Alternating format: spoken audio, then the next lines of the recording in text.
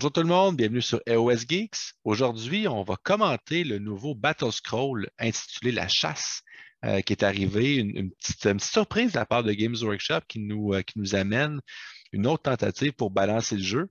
Donc, je suis Alex et avec moi aujourd'hui, on a Yann. Ça va Yann? Super. Et aussi Vincent Pierre. Ça va Vince? Ouais, ça va bien, toi? Yes, super, merci. Donc, les gars, effectivement, c'est une petite surprise qu'on a eue. On a eu droit à un nouvel ajustement, en fait. Là, on a vu, c'était une volonté de la part de Games Workshop de sortir un peu plus de mise à jour au niveau de iOS. Et ben là, on a également donc notre deuxième mise à jour de mars 2022 qui introduit des nouvelles règles, en fait, là, pour marquer des points en situation de bataille à jeu égal. Donc, on va commencer avec cette règle-là. Donc, cible prioritaire. On a une série d'unités. Donc, qu'on a ciblées de toute façon purement aléatoirement, j'imagine, qui sont des cibles prioritaires pour toutes les armées. Donc, des unités qui dominent actuellement dans le méta, qu'on retrouve dans plusieurs listes de haute de listes, en fait, là. Et ces unités-là, en fait, donnent un point de victoire additionnel qui s'ajoute à tout ce qu'on peut avoir comme objectif, comme tactique de bataille, comme grande stratégie, tuer un monstre, ainsi de suite. Si on les élimine, et c'est un point, et cette unité qui est renforcée donne un point supplémentaire par renforcement. Donc, c'est quand même pas rien. Et de l'autre côté, on a aussi chasseurs de primes. Donc, il y a des factions carrément là, qui sont clairement, qui ont besoin d'amour un petit peu, qui deviennent des chasseurs de primes. Et eux, justement, si on élimine une de ces unités-là, ben, on va marquer un point additionnel. Fait que c'est un petit quelque chose pour les armées qui sont un peu plus dans le besoin, qui peuvent justement tenter de se rapprocher un peu des armées qui sont un petit peu supérieures. Donc, en commençant par toi, Yann, qu'est-ce que tu penses de ces nouvelles règles-là qui s'ajoutent en jeu égal? Moi, je trouve ça vraiment un pas dans la bonne direction. Comme tu l'as dit, Games Workshop avait annoncé leur intention de balancer plus fréquemment le jeu. Donc là, on passe peut-être à une balance aux 3 mois plutôt qu'aux 6 mois. Vient avec ça la reconnaissance par Games Workshop que certaines factions et certaines unités sont trop fortes, sont problématiques. Donc, je pense que c'est la première fois que Games Workshop reconnaît concrètement que certaines unités posent problème. Là, je lis ça un peu dans cette mise à jour-là. Donc, ça, je trouve que c'est vraiment un pas dans la bonne direction. Euh, Maintenant, c'est sûr que c'est une manière, je trouve, qui est créative aussi de balancer le jeu plutôt que juste encore un changement de coup en point. Donc, s'ils étaient arrivés avec encore des changements de coup en point aux 3 mois, ça aurait pu créer certaines frustrations chez les joueurs aussi parce que on achète des figurines à un gros prix, on prend le temps de les peindre. Donc là, si on se retrouvait à devoir constamment changer notre liste aux 3 mois parce qu'elle est un peu forte, là, on fait juste concéder pour les top listes, on fait juste concéder des points de victoire supplémentaires, mais notre liste qu'on avait peinte et tout ça demeure jouable. Donc, je trouve que c'est une manière de faire qui a ce côté positif-là.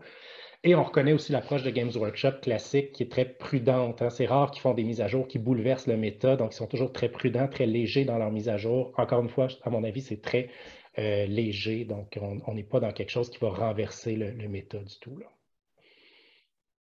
Toi, Vincent, t'en penses quoi? Ben, comme Yann, je salue l'originalité de Games Workshop. Si c'était un peu inattendu comme façon d'essayer de balancer, et je comprends qu'ils ont voulu permettre aux joueurs qui jouent, par exemple, déjà le spam de Dragon Stormcast de ne pas devoir déjà prendre un de leurs dragons et le mettre sur les tablettes parce qu'ils ont aussi les coups en point. Ceci dit, ben, c'est sûr que c'est quand même très, très léger comme ajustement. Moi, je pense que les factions qui sont dans le bas du méta, même si on leur donne un point de plus, voire 2 points de plus parce que ce sont des chasseurs de primes, c'est parce qu'ils coucheront juste pas les méga gargants ou les dragons, ils vont juste se faire tabler autour d'eux. De toute façon, je pense que Mais quand dans même, les, au lieu entre de les gros écarts, ça ne fera pas une grosse différence. Non, c'est ça. Au lieu de perdre 35, on va perdre 30 à 6. Tu sais, C'est ça. Mais encore là, chapeau pour les gens qui ont un système de scoring comme le tien, Alex, où on gagne, c'est de 0 à 20 le scoring. L'écart de points est ramené sur un scoring entre 0 et 20. Ben, ça permet, si on va jouer avec une armée un peu plus faible, de peut-être aller grappiller quelques points de plus. On va peut-être perdre pareil contre l'armée du top méta, mais si on va chercher un 2, 4 points de plus, ben on peut passer d'une défaite 20-0 à un 18-2, par exemple, ou un 18-16. Bref, c'est un pas dans la bonne direction, c'est original, puis sans être frustrant pour les joueurs. Fait écoute, on ne s'attendait pas à aucun ajustement avant minimalement l'été. On a un ajustement en cours de partie, on verra ce qui se passe là avec ça. Ouais, puis tu l'as dit toi-même, Vincent, tu sais, au niveau du Québec, le système de scoring, tu sais, je pense qu'il est quand même basé beaucoup sur ce que je fais dans les tournois. J'organise beaucoup de tournois quand même. Puis effectivement, c'est un système où est-ce que la- la- l'écart entre les points de victoire des deux joueurs donne des points. Donc, plus on a une victoire qui est écrasante, plus on marque de points. Fait aller grappiller des points, comme tu l'as mentionné, ça peut être bénéfique, mais ça reste que c'est très, très local à notre méta à nous. C'est pas du tout le monde qui joue avec un système semblable. En fait, la plupart, c'est ben, tu gagnes, tu perds, que ce soit par 1 ou par 20, ça revient au même. Mais pour nous, peut-être, c'est plus significatif localement. Entre autres, les joueurs qui viendront au Grand Clash, ça va être en application, bien entendu.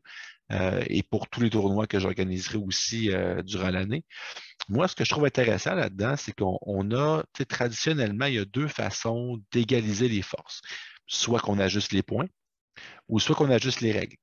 Donc, ces deux choses-là nécessitent très souvent, et Yann, tu l'as abordé un petit peu, ça nécessite souvent, bon, ben, j'ai un battle tome, puis là, soudainement, ben, le Wascroll qui est dedans, ne fonctionne plus, si ça me prend une publication additionnelle que j'apporte avec moi lors d'une partie, ça commence à faire du bookkeeping peut-être un petit peu trop lourd. Et l'ajustement en point, mais des fois, ça nous laisse sur notre faim. Ça nous dit ben, pourquoi telle unité, pourquoi pas telle unité. Et encore une fois, des ajustements en point, c'est une autre publication qu'il faut avoir. Là, vous me dites c'est aussi une autre publication, j'en suis d'accord. Mais somme toute, c'est une autre façon, c'est une autre avenue de balancer les règles. Puis je pense que c'est intéressant de voir que Games Workshop s'y intéresse, apporte des pistes de solutions. Puis je pense que ça va aussi servir de test pour les joueurs. Est-ce qu'il va avoir un réel impact sur les batailles? Est-ce que ça va permettre à des factions, peut-être plus dans le fat middle, qui cognent à la porte de rivaliser avec les meilleures factions, de régaliser un petit peu le tout? Mais je pense que ça va prendre des tests et des tournois pour s'en rendre compte. J'ai hâte de voir, mais clairement, ce qu'on voit, c'est que les top factions vont être légèrement nerfées, donc elles vont se retrouver à concéder quelques points de victoire de Mhm. plus en cours de partie. Pour les factions de bas de méta, et si j'ai bien vu, on va le voir tantôt, les factions qui sont des chasseurs de primes sont des factions qui, selon les statistiques là, qui sont collectées par Honest Wargamer, c'est des factions qui avaient 40% de taux de victoire ou moins dans Mhm. les GT de 5 parties ou plus. Donc, ça reste des factions qui avaient beaucoup, beaucoup de difficultés. Ça va leur donner un avantage seulement contre les factions top méta. Parce qu'être chasseur de primes, ça donne des points de plus en réalité seulement contre les. Fait que ça ne les aide pas contre les factions de milieu de peloton. Puis les factions de milieu de peloton viennent de gagner peut-être un petit peu quelques points de plus contre certaines factions top méta. Fait qu'on ne vient vraiment pas de bouleverser le méta et Non. surtout on ne vient pas vraiment d'aider les factions qui avaient vraiment besoin d'aide parce que comme elles vont pouvoir faire des points de plus juste contre les factions top méta, comme on disait tantôt, au lieu de perdre 30 à 5, tu vas perdre 30 à 6. Là. Les Gloomspite vont se faire tabler tour 2 par les dragons de toute façon. Mhm. Ils ne tueront pas beaucoup de dragons. Là. Non, Mm. non, tout à fait. Donc, si on jette un coup d'œil à ces unités-là, on va dresser peut-être là, rapidement je dirais, alliance par alliance. Et après ça, on va commenter, en fait. Là, je pense que l'alliance, c'est normal parce que c'est l'alliance que le plus grand nombre de Battletomes, qui a reçu le plus grand nombre d'unités prioritaires, c'est l'ordre avec les gardes dracotiens fulminateurs, avec les gardes dracorages et les fameux dragons, et les raptors avec les arbalètes longue frappe. Donc, les trois gros War Scrolls des Stormcast qui sont joués à outrance, qui sont très, très NPE, donc Negative Play Experience. Mais on a aussi deux unités, en fait, une unité avec sa version nommée des Luminettes, soit l'Esprit du Vent et Sévirette. On a également deux unités des Daughters of Cain, soit les Rôdeuses de Sang et Moraticaine, bien entendu, ainsi que deux unités des Séraphons, soit le Bastiladon avec la machine solaire, c'est bien spécifié, et les Salamandres. Donc, toutes ces unités-là donne un point de plus et à noter que plus on renforce les unités, exemple, Yann, je pense à toi, tes 15 rôdeuses de sang, ben, cette unité-là, juste l'éliminer, donne 3 points de victoire additionnels, 4 si on est une armée qui est justement une chasseur de primes. Donc, ça fait peut-être réfléchir à deux fois avant de mettre cette unité-là. Puis d'ailleurs, on va pouvoir t'exprimer là-dessus dans quelques instants. Dans l'ordre, une seule armée est chasseur de primes, soit les Sylvanettes. Donc, Yann, tu dois être content. Enfin, un beau boost pour les Sylvanettes. Du côté de la Grande Alliance de Destruction, 4 unités, mais c'est vraiment, on s'entend, c'est deux Battletomes qui ont été ciblés là-dedans, soit le Mégaboss sur le Maw Crusher. Donc, je pense qu'il est une unité là, qui est très, très répandue dans les armées Iron Jaws, ainsi que les 3 méga gargants. À noter que le brise-porte et le manche-kraken, c'est 2 points, mais que le piétineur de guerre, c'est seulement 1 point additionnel qu'on donne. Donc, clairement, on veut ici cibler là, les 2 principaux gargants qu'on va voir sur la table. Et on a 2 factions chasseurs de primes, soit les villes du fil obscur, donc les fameux Gloom Spite Gits. J'adore la version francophone, c'est fantastique. Également les Bone Splitters, donc des Orruk Warclan. Donc, c'est les 2 armées qui sont chasseurs de primes. Si on se transporte maintenant un peu plus bas dans la Grande Alliance du Chaos, on a aussi ciblé en fait, 4 unités, principalement des héros, on s'entend. Là. On a Be'lakor, on a Kairos Fateweaver, on a les horreurs de Tzeentch, seulement si on a acheté des horreurs roses en ligne dans la bataille, donc si on a une unité de Brimstone ou de Blue, elles ne sont pas des cibles prioritaires pour des raisons évidentes, ainsi que, Vincent, désolé pour toi, le fameux prince démon de Khorne, donc une unité là, qui a vu, je dirais, son temps de table multiplié en troisième édition. Et on a également 2 armées qu'on considère chasseurs de primes, soit les unités de Slaanesh, qui, on le sait depuis très longtemps, là, ont besoin de n'importe quelle aide qu'on peut fournir, ainsi que les Skaven. Et finalement, pour la Grande Alliance de la Mort, il n'y a aucune unité qui est si prioritaire aux grandes dames de Nagash, qui va être un petit peu jaloux du manque d'attention qu'on lui réserve. Mais 2 factions se posent comme chasseurs de primes, soit les Night Hunts et les Ossiarch Bone Reapers.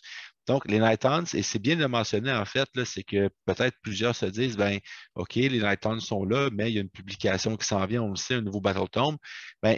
Ils ont mentionné en fait que s'il y a une publication, une mise à jour de Battle Tome qui est plus récente que cette fac-là, on retire. Donc, les Night Hunt sont sur cette liste-là, et ainsi que les rôdeuses de sang et Moraticains sont sur cette liste-là jusqu'à temps que leur BT va sortir dans les prochains mois.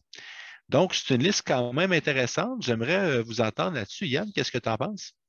Je pense que l'armée à qui ça va le faire le plus mal, ce sont les Daughters of Cain. On le sait, la liste qui faisait très bien en tournoi joue Morathi et jouait classiquement 15 Stalkers, donc 15 rôdeuses de sang. Donc, tu l'as dit, ça va concéder 3 points.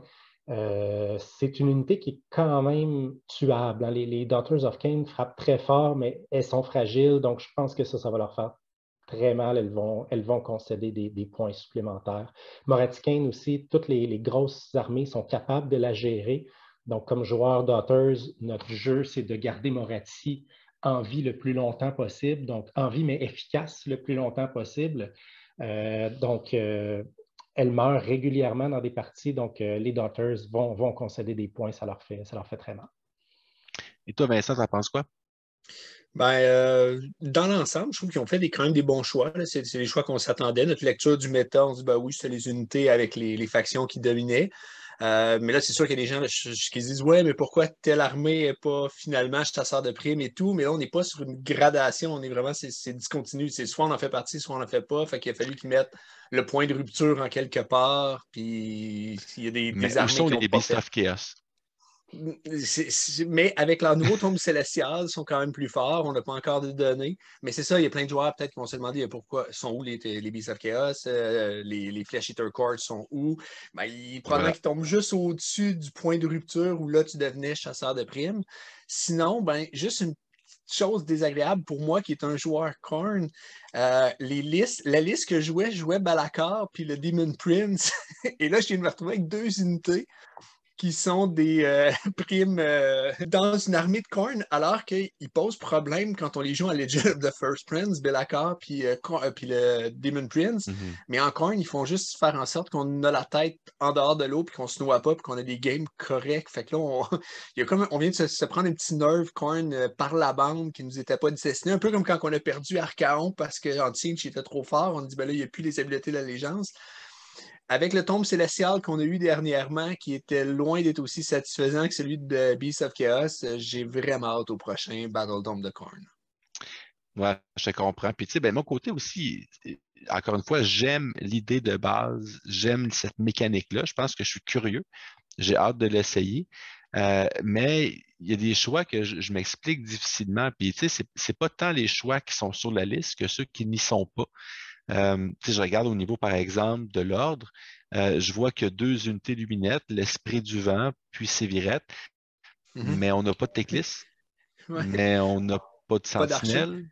Tu sais, j'essaie de voir, OK, je peux comprendre les archers. Bon, une unité de 10 donne un point de plus, c'est très fragile, mais on s'entend que l'unité qui fait vraiment mal, c'est l'unité de 30 sentinelles.